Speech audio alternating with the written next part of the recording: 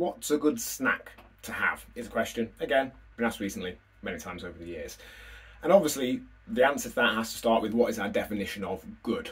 You know, the definition of good could be tasty, it could be quick, convenient, cheap, easy to access, able to have on the move, able to store in a car glove box an amount of time without it going off, and numerous other factors.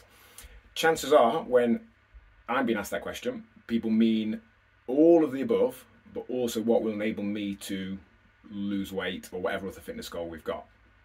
And therefore, what I would suggest is something that ticks all those above boxes, because there's no point trying to force yourself to eat something that you don't like the taste of.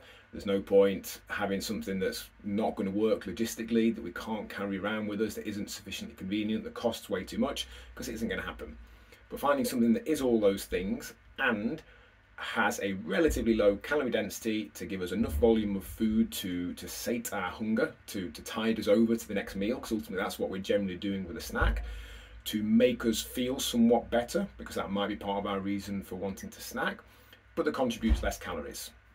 So generally, I don't really see that some of the things you see behind me here are great choices of snack, because they're relatively high calorie density for their volume. I see some snack bars that are proclaimed as being great for weight loss because they only contribute 200 calories, but they only weigh 40 grams. You don't get very much food for that. You know, you could have a couple of kilos of some vegetables for that, but that probably isn't the answer, because we're not going to take a couple of kilos of vegetables with us out and about and nibble on them between meetings. So it's finding something, again, that works for us. I do nibble on carrots quite a lot, but that's because I'm at home a reasonable amount during the day. Fridge is there, carrots are in it, I like carrots. Doesn't mean it's this answer for absolutely everyone, but chances are there is something that you could have, that you could take with you or have accessible, that again works from a cost, a taste, a fillingness perspective, and any other consideration you might have, but also contributes less calories than another choice you could make. And again, check in myrise.co.uk/density. It's probably a good indicator as to some of those things. But in general, if you're not sure, check the label.